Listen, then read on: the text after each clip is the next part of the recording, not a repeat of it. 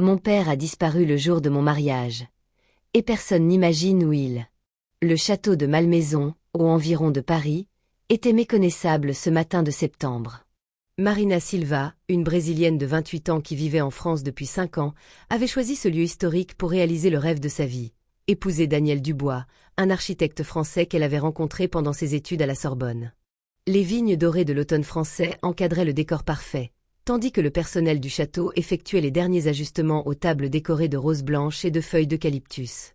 Marina observait tout depuis la fenêtre de sa chambre, vêtue d'un peignoir de soie ivoire, le cœur battant d'anxiété et de bonheur. « Ma fille, tu es radieuse, » dit Isabella Silva, sa mère, entrant dans la chambre en portant une tasse de café fumant. « Ton père doit être en train de se préparer. Tu sais comment il est avec ces choses formelles. » Marina sourit, se rappelant comment Roberto Silva, son père, avait grommelé à propos de devoir porter un smoking. C'était un homme simple, qui avait travaillé dur comme ingénieur civil au Brésil avant de prendre sa retraite et de décider d'accompagner la famille dans le déménagement en France.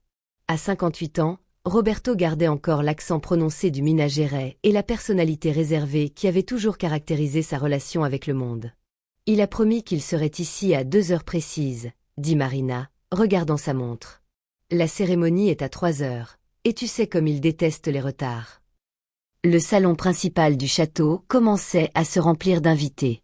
Du côté de Daniel, des familles françaises traditionnelles conversaient en groupe, leurs tenues impeccables et leurs gestes élégants contrastant avec l'énergie plus chaleureuse des Brésiliens qui avaient voyagé spécialement pour le mariage. Parmi eux se trouvaient des cousins, des oncles et des amis intimes de la famille Silva, tous impatients d'assister à ce moment spécial. Daniel, nerveux, ajustait sa cravate pour la 10e fois tout en conversant avec son témoin, Philippe, son meilleur ami depuis l'enfance. « Calme-toi, mon vieux, » dit Philippe, tapotant l'épaule du marié. « Dans 1 heure, tu seras marié avec la plus belle femme de Paris. »« Ce n'est pas de la nervosité pour le mariage, » répondit Daniel, passant la main dans ses cheveux châtains. « C'est que je ne connais pas encore bien le père de Marina. Il a toujours été un peu distant quand nous nous rencontrions. J'espère qu'aujourd'hui nous pourrons mieux discuter. » Pendant ce temps, dans la chambre de la mariée, l'agitation grandissait. Il était 2h15 de l'après-midi, et Roberto n'était toujours pas apparu. Marina, déjà vêtue de sa robe de mariée, une création délicate de dentelle française qui soulignait sa silhouette élégante, marchait de long en large. « Maman, appelle-le encore, » demanda Marina, essayant de dissimuler l'inquiétude dans sa voix. Isabella composa le numéro de son mari pour la 5e fois, mais l'appel tomba directement sur la messagerie. « Chérie, peut-être qu'il est parti plus tard de l'hôtel. Tu sais comme la circulation de Paris peut être compliquée. » « Mais il loge ici au château depuis hier soir, » répliqua Marina, l'anxiété grandissant. Il était dans la chambre 247, de l'autre côté du couloir. Les 2 femmes s'entre-regardèrent, la même pensée traversant leurs esprits. Isabella alla jusqu'à la porte et frappa délicatement à la chambre 247. Silence. Elle frappa à nouveau, plus fort cette fois. « Roberto ? Chérie, tu es là-dedans ? » « Rien. » Marina sentit le premier nœud dans l'estomac. Elle descendit jusqu'à la réception du château, ses talons résonnant dans les couloirs de pierre historique, la robe voltigeant derrière elle comme un nuage blanc. « Excusez-moi, » dit-elle au réceptionniste, essayant de garder sa contenance. « Avez-vous vu mon père, Roberto Silva ? Il devrait se préparer pour le mariage. » Le jeune Français, en uniforme impeccable, consulta l'ordinateur. « Madame, l'hôte de la chambre 247 n'est pas passé par la réception depuis hier soir, vers 9 heures. » Le cœur de Marina s'emballa. Elle remonta en courant vers la chambre, où elle trouva sa mère assise sur le lit, les mains tremblantes. « Marina, il y a quelque chose d'étrange, » dit Isabella, la voix serrée. « Je suis allée jusqu'à sa chambre avec la gouvernante. Les vêtements qu'il allait porter sont tous là, repassés et organisés. Le portefeuille, le téléphone portable, les clés de la voiture de location, tout est intact sur la commode. C'est comme s'il avait simplement disparu. » À ce moment, des coups à la porte interrompirent le silence lourd de la chambre. C'était Daniel, encore en smoking, mais le visage marqué par l'inquiétude. « Marina, mon amour, les invités demandent, tout va bien. » Marina le regarda, puis sa mère, et sentit le monde s'effondrer. Le jour le plus important de sa vie se transformait en cauchemar. Son père avait disparu sans laisser de traces, et elle n'avait pas la moindre idée d'où il pouvait être. « Daniel, dit-elle, la voix tremblante, mon père a disparu. Et je ne sais pas quoi faire. » Dehors, le vent de septembre faisait bouger les rideaux du château, et les invités commençaient à chuchoter entre eux. Le mariage parfait de Marina ne faisait que commencer à révéler ses secrets les plus sombres. 3 heures s'étaient écoulées depuis l'heure prévue pour la cérémonie. Le salon du château, qui aurait dû être en fête, bouillonnait maintenant de conversations chuchotées et de regards inquiets. Daniel avait pris l'initiative de parler aux invités, expliquant diplomatiquement qu'il y aurait un report pour des raisons familiales urgentes. Marina, toujours en robe de mariée, était assise dans le bureau du directeur du château avec Isabla. Sa mère pleurait doucement, tandis qu'elle essayait de rester forte et de réfléchir logiquement à la situation. « Nous devons contacter la police, » dit M. Girard, le directeur du château, un homme d'âge mûr avec une moustache grisonnante et un air paternel. « Si un hôte a disparu des installations, c'est le protocole. »« Non, » répondit Marina fermement. « Pas encore. D'abord, je dois comprendre ce qui s'est passé. Mon père n'est pas une personne impulsive. S'il est parti, il avait une raison. » Daniel entra dans le bureau portant un plateau avec du café et de l'eau. Il avait échangé le smoking contre des vêtements décontractés et avait le visage marqué par l'inquiétude et la détermination. « Marina, j'ai parlé avec quelques invités. Personne n'a vu ton père depuis le dîner d'hier soir. Mais ta cousine Laetitia a mentionné quelque chose d'intéressant. » Marina leva les yeux, pleine d'espoir. Elle a dit que pendant le dîner, ton père a reçu un appel.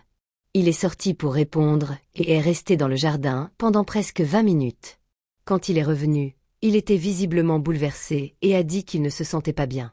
« Un appel, » répéta Marina, fronçant les sourcils. « Mais qui pourrait l'appeler ici en France? Il ne connaît presque personne. » Isabla arrêta de pleurer et regarda sa fille. « Marina, il y a quelque chose que tu dois savoir. Ton père, il n'a pas dit toute la vérité sur notre venue en France. » Le cœur de Marina s'accéléra. « Que veux-tu dire? » « Nous ne sommes pas venus seulement pour t'accompagner dans tes études. Ton père était fuyant. Quelque chose au Brésil. » Il ne m'a jamais dit exactement quoi, mais dans les derniers mois avant le déménagement, il recevait des appels étranges, devenait nerveux, regardait constamment par-dessus son épaule. Marina eut l'impression que le sol s'ouvrait sous ses pieds. « Maman, comment ça? Fuyant quoi? Je ne sais pas, ma fille. » Chaque fois que je demandais, il disait que c'était des choses du travail, des problèmes avec d'anciens contrats. Mais je voyais que c'était plus que ça. Daniel s'approcha et prit la main de Marina. « Chérie, allons encore dans la chambre de ton père.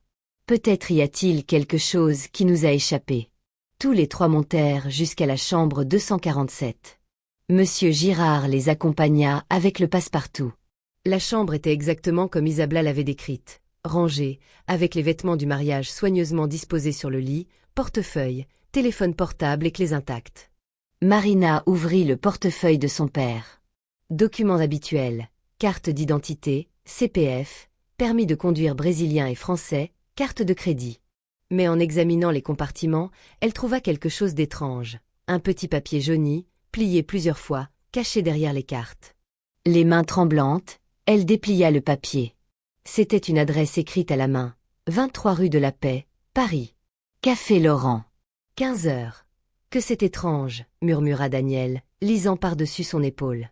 La rue de la Paix se trouve au centre de Paris, près de l'Opéra.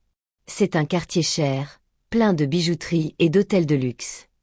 Marina regarda sa montre. Il était 4h30 de l'après-midi. Il devait être là à 3 heures, dit-elle, une lueur d'espoir brillant dans ses yeux. À la même heure où il devait me conduire à l'hôtel. Isabla s'approcha, examinant l'écriture. Marina, ce n'est pas l'écriture de ton père. Quelqu'un lui a donné cette adresse. L'esprit de Marina commença à fonctionner rapidement. Son père avait reçu un appel pendant le dîner, avait été bouleversé, et avait un rendez-vous fixé à Paris exactement à l'heure du mariage. Ce n'était pas une coïncidence. « Daniel, je dois aller à ce café, » dit-elle, déterminée. « Marina, tu es encore en robe de mariée. argumenta Daniel gentiment. Peu importe. Mon père peut être là, il peut être en danger. Je ne vais pas rester ici à attendre sans rien faire. Daniel acquiesça. Alors allons-y ensemble. Isabella, voulez-vous venir avec nous? Isabella secoua la tête. Je vais rester ici au cas où il reviendrait. Mais, Marina, s'il vous plaît, soyez prudent. Si ton père fuyait vraiment quelque chose au Brésil, nous ne savons pas dans quoi vous pourriez vous engager. 40 minutes plus tard, Marina et Daniel étaient à Paris, conduisant dans les rues animées en direction de la rue de la Paix. Marina avait mis une écharpe sur sa robe de mariée et des chaussures plus confortables, mais elle attirait encore l'attention des piétons qui se demandaient pourquoi une mariée marchait dans les rues de Paris au milieu de l'après-midi. Le Café Laurent était un établissement petit et élégant, avec des tables sur le trottoir et un intérieur accueillant décoré de miroirs anciens et de lustres en cristal. Marina et Daniel entrèrent, cherchant Roberto parmi les quelques clients. Il n'était pas là. Marina s'approcha du comptoir, où un homme d'âge mûr nettoyait des verres avec un linge blanc. « Excusez-moi, dit-elle en français, puis changea pour le portugais en remarquant que l'homme avait des traits latins. « Avez-vous vu un homme brésilien cet après-midi? Vers 3 heures? Il a 58 ans, des cheveux grisonnants. Il devait être nerveux. » L'homme la regarda de haut en bas, clairement intrigué par la robe de mariée, puis acquiesça lentement. « Oui, il était ici. Mais il n'est pas resté longtemps. » Le cœur de Marina s'emballa. Où est-il allé? Avec qui était-il? Il attendait quelqu'un. Un homme plus jeune est arrivé. Ils ont parlé pendant quelques minutes, et ils sont partis ensemble. Le Brésilien semblait, comment dire, effrayé. Marina et Daniel s'entre-regardèrent. Roberto avait été là, avait rencontré quelqu'un, et était parti avec cette personne. Mais qui était-ce? Et où était-il allé? Pourriez-vous décrire l'autre homme? Demanda Daniel. Le propriétaire du café réfléchit un moment. Français, peut-être 40 ans, bien habillé, cheveux foncés. Il semblait bien connaître le Brésilien. Il l'a appelé par son nom. Roberto, c'était bien ça. Marina sentit un frisson. Quelqu'un à Paris connaissait son père assez bien pour l'appeler par son nom, avait fixé un rendez-vous avec lui le jour de son mariage, et maintenant tous les deux avaient disparu. Le mystère ne faisait que commencer, et Marina commençait à réaliser qu'elle ne connaissait vraiment pas son père aussi bien qu'elle le pensait. Marina et Daniel retournèrent au château en silence, chacun perdu dans ses propres pensées. Le soleil de septembre commençait à se coucher, peignant le ciel français de tons dorés qui contrastait cruellement avec l'angoisse que Marina sentait grandir dans sa poitrine. Les invités du mariage étaient partis, ne laissant que quelques proches qui avaient décidé de rester pour soutenir la famille. Isabella les attendait dans le hall, conversant à voix basse avec Laetitia, la cousine de Marina, et avec Jean-Claude, le frère aîné de Daniel. En voyant le couple s'approcher, elle se leva rapidement. « Avez-vous trouvé quelque chose? » Il était là, répondit Marina, retirant l'écharpe de ses épaules. Il a rencontré quelqu'un et est parti. Maman, j'ai besoin que tu me racontes tout ce que tu sais sur notre venue en France. Tout. Les 5 se réunirent dans le petit salon privé du château. Marina finit par échanger sa robe de mariée contre des vêtements décontractés, mais la tension sur son visage demeurait inchangée. Isabella respira profondément, comme si elle se préparait à révéler des secrets qu'elle gardait depuis des années. Tout a commencé il y a 3 ans, commença Isabella, les mains nerveusement entrelacées sur ses genoux. Ton père agissait bizarrement depuis qu'il avait terminé ce grand projet de construction à Brasilia. Vous vous souvenez, c'était un complexe de bâtiments commerciaux, le plus gros contrat de sa carrière. Marina acquiesça. Elle se souvenait comme son père avait été fier d'avoir obtenu ce travail, après des années à construire principalement des maisons et de petits immeubles à Belo Horizonte. Après que les travaux ont été livrés, il a commencé à recevoir des appels. Au début, nous pensions que c'était de nouveaux clients, des références du travail bien fait. Mais les appels le laissaient toujours agité. Il changeait de sujet quand je demandais, disait que c'était des questions techniques. Laetitia se pencha en avant. Tante Isabella, je me souviens qu'à Noël cette année-là, oncle Roberto semblait toujours regarder par la fenêtre, comme s'il attendait quelqu'un. Exactement, confirma Isabella. Puis, soudain, il est venu avec l'idée de déménager en France. Il a dit que c'était une opportunité de recommencer, que tu te débrouillais bien dans tes études ici, Marina, et qu'il voulait en profiter pour prendre sa retraite dans un endroit tranquille. Daniel fronça les sourcils. Mais cela n'avait pas de sens à l'époque? Je veux dire, tout quitter comme ça, soudainement? C'était logique et pas logique, admit Isabella. Ton père a toujours été rêveur, il parlait toujours de voyager dans le monde. Mais la hâte était étrange. Il voulait que nous vendions tout en 2 mois. La maison, la voiture, même des meubles qui avaient une valeur sentimentale. Marina sentait les pièces d'un puzzle sombre commencer à se former. Maman, tu as pensé qu'il avait des problèmes financiers? Non, au contraire. Après ce projet à Brasilia, il semblait avoir plus d'argent qu'avant. Il a pu payer notre déménagement, les coûts initiaux ici en France, ton appartement à Paris, tout sans demander de prêt. Jean-Claude, qui était resté silencieux jusque-là, intervint. Marina, il y a quelque chose que vous devez savoir. Hier soir, après le dîner, je suis allée fumer dans le jardin. J'ai vu ton père parler au téléphone, et bien que je ne comprenne pas le portugais, le ton de la conversation était clairement une dispute. Il parlait fort, semblait irrité, même effrayé. Tu as pu comprendre quelques mots? Demanda Marina, pleine d'espoir. Quelques-uns. Il a répété plusieurs fois ce n'était pas censé être comme ça et tu avais promis que ça resterait dans le passé. Et à la fin, avant de raccrocher, il a dit quelque chose qui m'a marqué parce que c'était en français. Je ne peux plus fuir. Le silence s'empara du groupe. Marina eut l'impression de découvrir son père pour la première fois, découvrant des facettes de sa personnalité qu'il avait soigneusement cachées. « Écoutez, je dois vérifier quelque chose, » dit Marina en se levant. « Je vais à mon appartement à Paris chercher les affaires de papa. Il a laissé quelques cartons là-bas quand nous sommes arrivés en France, des choses qu'il disait être juste d'anciens documents de travail. »« Marina, il est presque 9 heures du soir, » protesta Daniel. « Nous pouvons y aller demain matin. »« Non, Daniel.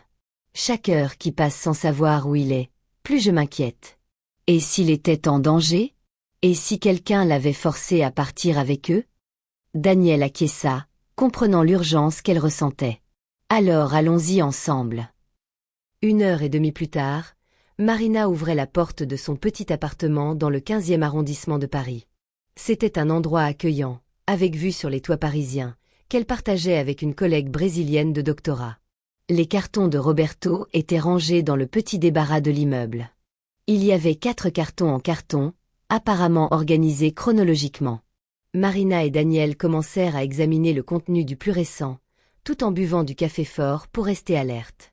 Le premier carton contenait principalement d'anciens projets architecturaux, des plans de maisons et de petits immeubles que Roberto avait construits au fil des ans. Mais le deuxième carton révéla quelque chose d'intéressant, un dossier spécifique sur le projet de Brasilia, beaucoup plus détaillé que ne le serait normal pour des archives personnelles. « Regarde ça, » dit Marina, pointant vers une série de documents. Ce sont des contrats de sous-traitance, des devis, des listes de matériaux. Mais regarde ici, Daniel.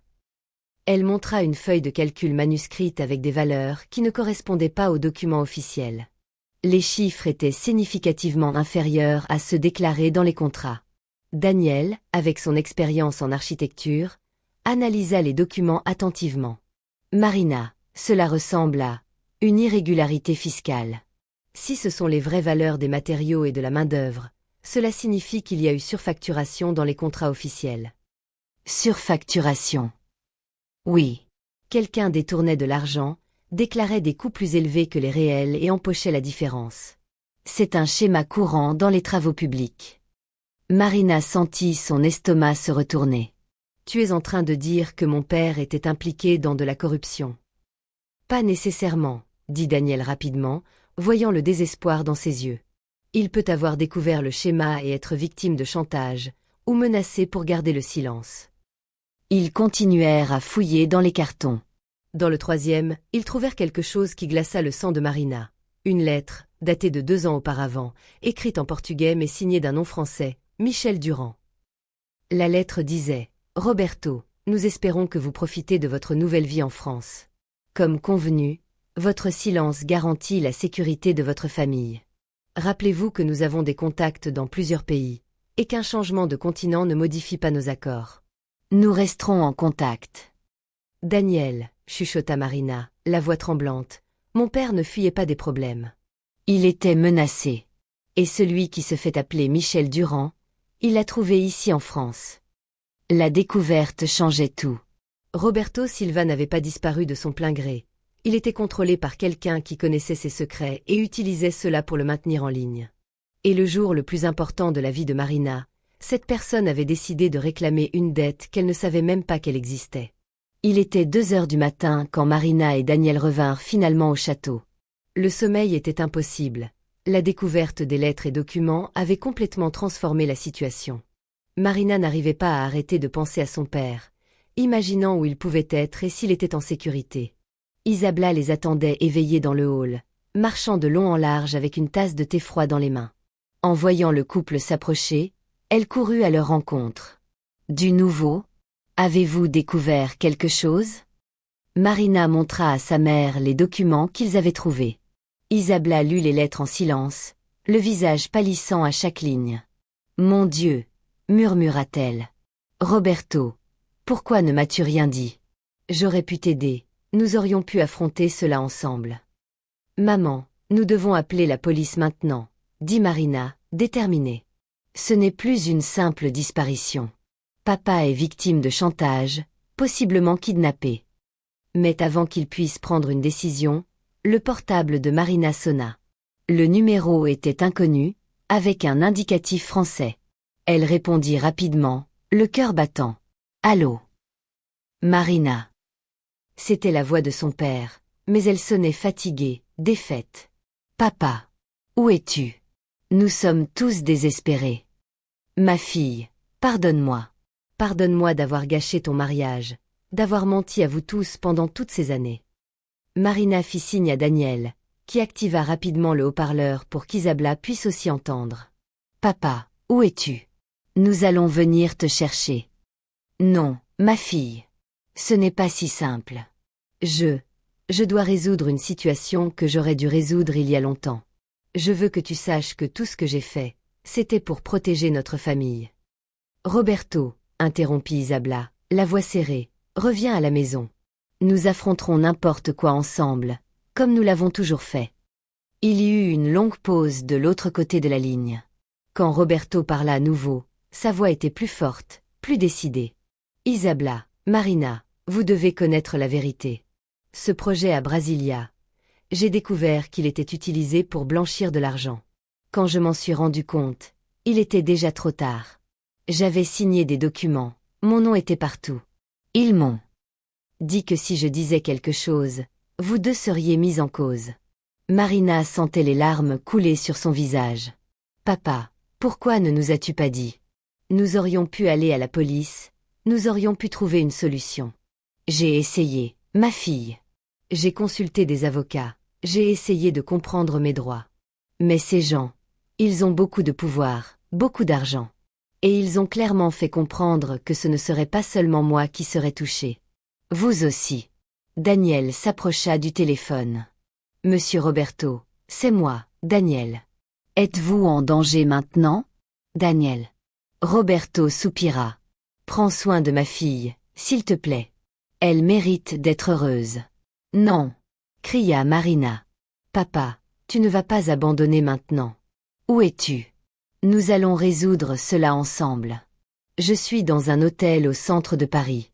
Michel Durand, l'homme qui m'a amené ici, il veut que je retourne au Brésil et que je témoigne en leur faveur dans un procès. Si je fais cela, notre famille sera libre pour toujours. »« Et si tu ne le fais pas ? » demanda Isabella, craignant la réponse. « Si je ne le fais pas, eh bien, ils ont clairement fait comprendre que vous seriez aussi considéré comme complice. Ils ont de faux documents qui peuvent prouver que vous saviez tout. » Marina sentit un mélange de colère et de détermination grandir dans sa poitrine. « Papa, donne-moi l'adresse de l'hôtel. Maintenant. »« Marina, non. C'est dangereux. »« Papa !» cria-t-elle, surprenant tout le monde par la force de sa voix. « Toute ma vie, tu m'as appris à ne pas fuir les problèmes, à affronter les difficultés la tête haute. Maintenant ce n'est pas le moment de faire le contraire. Donne-moi l'adresse de l'hôtel. » Il y eut un autre long silence. Quand Roberto parla à nouveau, il y avait une nouvelle qualité dans sa voix, de la fierté mélangée à de la peur. « Hôtel Meurice, rue de Rivoli. Chambre 1247. Mais Marina. Nous arrivons, l'interrompit-elle, raccrochant le téléphone. Daniel prenait déjà les clés de la voiture. Marina, appelons la police avant d'y aller. Nous n'avons pas le temps, répondit-elle, mettant une veste.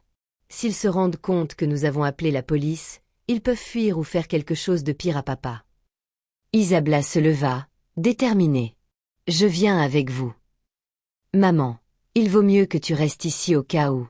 Roberto Silva est mon mari depuis 32 ans, interrompit Isabella fermement. Je ne vais pas l'abandonner maintenant. Le trajet jusqu'à Paris fut tendu et silencieux. Chacun était perdu dans ses propres pensées, se préparant mentalement à ce qu'il pourrait trouver. Marina regardait par la fenêtre les lumières de la ville qui était devenue sa seconde maison, pensant à la façon dont sa vie avait complètement changé en quelques heures. L'hôtel Meurice était l'un des plus luxueux de Paris, situé entre le Louvre et la place Vendôme. À 3 heures du matin, le hall était pratiquement vide, avec seulement le concierge de nuit et un hôte solitaire lisant un journal dans l'un des fauteuils. « Comment allons-nous monter jusqu'à la chambre ?» chuchota Daniel. Marina se dirigea vers le comptoir avec une confiance qu'elle ne savait pas posséder. « Bonsoir, je cherche mon père, Roberto Silva. Il est dans la chambre 1247. » Le concierge, un homme élégant d'âge mûr, la regarda avec sympathie. « Madame, je ne peux pas donner d'informations sur nos hôtes sans autorisation. » Marina respira profondément et prit une décision qui changerait tout. « Écoutez, mon père est en danger. Il y a des hommes qui le menacent. Si vous ne me laissez pas monter, j'appelle la police maintenant. » L'homme hésita, percevant clairement la sincérité dans le désespoir de Marina. Après quelques secondes, il nota discrètement quelque chose sur un papier et le fit glisser sur le comptoir. L'escalier de service. 12e étage. Marina, Daniel et Isabella montèrent par l'escalier de service, le cœur de tous battant à tout rompre. Au 12e étage, ils trouvèrent le couloir des chambres 1200. Le couloir était silencieux, éclairé seulement par les lumières de secours. Quand ils arrivèrent à la porte 1247, Marina frappa doucement. « Papa, c'est moi. » La porte s'ouvrit lentement, révélant Roberto Silva. Il semblait avoir vieilli de plusieurs années en une seule journée. Il était pâle, avec de profondes cernes, mais ses yeux brillèrent de soulagement en voyant la famille. « Vous n'auriez pas dû venir, » dit-il, mais il serra Marina fort dans ses bras. « Où est ce Michel Durand ?» demanda Daniel, regardant autour de la chambre luxueuse. « Il est sorti il y a 1 heure, a dit qu'il reviendrait le matin avec les documents que je dois signer. » Isabella prit le visage de son mari entre ses mains. « Roberto, partons d'ici maintenant. Allons à la police, racontons tout. » Roberto secoua la tête. « Vous ne comprenez pas. Ils ont de fausses preuves contre vous aussi. Si je ne coopère pas. »« Papa, » interrompit Marina, tenant ses mains. « Je préfère affronter n'importe quelle conséquence à tes côtés plutôt que de vivre en sachant que tu t'es sacrifié pour nous. Nous sommes une famille. Nous affrontons les problèmes ensemble. » Pour la première fois en heures, Roberto esquissa un faible sourire. « Quand es-tu devenue si sage, ma fille ?»« J'ai appris du meilleur père du monde, » répondit-elle, les larmes aux yeux. À ce moment, ils entendirent des pas dans le couloir. Roberto pâlit. Ils sont revenus plus tôt. Daniel regarda rapidement par la fenêtre. Il y a un escalier de secours. Nous pouvons descendre par là. Non, dit Roberto, avec une détermination soudaine. Assez de fuir. Marina a raison. Nous allons affronter cela. Des coups fermes à la porte résonnèrent dans la chambre.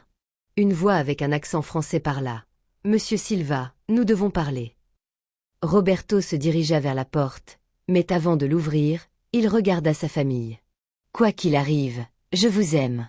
Et Marina, ton mariage aura lieu. Je le promets. » Il ouvrit la porte, révélant 2 hommes en costume. Le plus grand, avec des cheveux foncés et un air autoritaire, était clairement Michel Durand. L'autre était plus jeune, robuste, avec la posture de quelqu'un qui était là pour intimider. « Monsieur Silva, » dit Michel, entrant dans la chambre sans y être invité, « je vois que vous avez reçu des visites. » Que, inattendu. Marina fit un pas en avant, surprenant tout le monde. « Vous êtes Michel Durand. » L'homme sourit froidement. Et vous devez être la fille. Marina, c'est ça? Félicitations pour votre mariage. Bien qu'il ait été reporté par des circonstances imprévues. Que voulez-vous de mon père? Simplement qu'il honore ses engagements. Il a signé des contrats, reçu des paiements substantiels. Maintenant il doit remplir sa part. Daniel se positionna à côté de Marina. Et s'il refuse? Michel rit doucement. Alors, j'ai ici, il sortit un dossier de sa veste, des documents très intéressants sur des virements bancaires vers des comptes au nom d'Isabella Silva et Marina Silva. Des montants considérables, provenant de sources douteuses. Isabella Alta. C'est un mensonge. Nous n'avons jamais reçu d'argent. Eh bien, les documents disent le contraire. Et je crois que les autorités françaises seraient très intéressées d'enquêter sur une famille brésilienne qui vit au-dessus de ses moyens apparents. Marina sentit la colère bouillir en elle. Des années d'études de droit à la Sorbonne lui avaient appris quelque chose d'importante. Monsieur Durand, dit-elle, sa voix prenant un ton professionnel, le chantage est un crime tant au Brésil qu'en France. Et la falsification de documents aussi. En plus, la coercition par menace est... Mademoiselle, interrompit Michel, impatient, vous ne comprenez pas la situation. Je comprends parfaitement, répliqua Marina, sortant son téléphone de sa poche. Et je comprends aussi que cette conversation est enregistrée depuis 5 minutes. Le visage de Michel se transforma, le masque de cordialité disparaissant complètement. Vous ne savez pas avec qui vous vous mettez. Non, dit une nouvelle voix à la porte, c'est vous qui ne savez pas. Tous se tournèrent pour voir 3 policiers français entrer dans la chambre, menés par une inspectrice d'âge mûr à l'expression déterminée. Inspecteur Moreau, police judiciaire, se présenta-t-elle. Monsieur Durand, cela fait longtemps que nous vous cherchons. Michel essaya de garder sa contenance. Inspecteur, il y a un malentendu. Le malentendu est le vôtre en pensant que nous ne surveillons pas vos activités. Depuis 6 mois, nous enquêtons sur un réseau de blanchiment d'argent qui implique des travaux publics au Brésil et des investissements irréguliers en France. Marina regarda les policiers, confuse. Comment avez-vous su que nous étions ici? L'inspectrice sourit. Le concierge de l'hôtel nous a appelés. Apparemment, une jeune Brésilienne très déterminée l'a convaincue qu'il y avait une situation dangereuse dans la chambre 1247. Tandis que Michel Durand et son acolyte étaient menottés, l'inspectrice s'adressa à Roberto. Monsieur Silva, nous savons que vous avez été contraint de participer au schéma. Votre coopération avec notre enquête sera fondamentale pour démanteler tout le réseau. Roberto acquiesça, sentant un poids immense être retiré de ses épaules. Je raconterai tout ce que je sais. Tout. 3 heures plus tard, encore au commissariat pour déposer, Roberto regarda sa famille réunie dans la salle d'attente. Marina avait finalement échangé ses vêtements décontractés contre une robe simple, mais elle portait encore sa bague de fiançailles qui brillait à son doigt. « Marina, dit-il quand ils sortirent du commissariat, le soleil de septembre se levant déjà sur Paris, j'ai gâché ton mariage. »« Non, papa, » répondit-elle en l'embrassant. « Tu m'as appris la chose la plus importante, qu'une famille signifie affronter les problèmes ensemble, pas les fuir. » Daniel s'approcha, souriant fatiguément. « Monsieur Roberto, que diriez-vous de célébrer la cérémonie demain? Les invités sont encore à Paris, le château est encore réservé. » Roberto regarda sa fille, puis son gendre, puis sa femme. Pour la première fois depuis des années, il n'y avait pas de peur dans ses yeux. « Daniel, dit-il, tendant la main, ce serait un honneur de conduire ma fille jusqu'à l'hôtel. » Le vrai mariage le lendemain, dans une cérémonie intime dans le jardin du château de Malmaison, avec seulement la famille et les amis les plus proches, Marina Silva marcha finalement jusqu'à l'hôtel accompagnée de son père. Roberto était différent, plus léger, plus présent, comme si un fantôme avait été exorcisé de sa vie. Quand l'officiant demanda si quelqu'un s'opposait au mariage, un silence serein s'empara du jardin. Il n'y avait plus de secret, il n'y avait plus de peur. « Je vous déclare mari et femme, » dit l'officiant. Tandis que Marina et Daniel s'embrassaient, Roberto sentit Isabella prendre sa main. Après 32 ans de mariage et 3 ans de mensonges nécessaires, il pourrait finalement recommencer avec la vérité. L'histoire de Marina avait commencé avec un père disparu le jour de son mariage. Elle se termina avec une famille réunie, plus forte et plus unie que jamais, prête à affronter ensemble n'importe quel défi que l'avenir pourrait apporter. Et cet après-midi doré de septembre, dans le jardin d'un château français, les secrets du passé laissèrent finalement place à la promesse d'un avenir construit sur la base la plus solide possible, la vérité et l'amour inconditionnel d'une famille.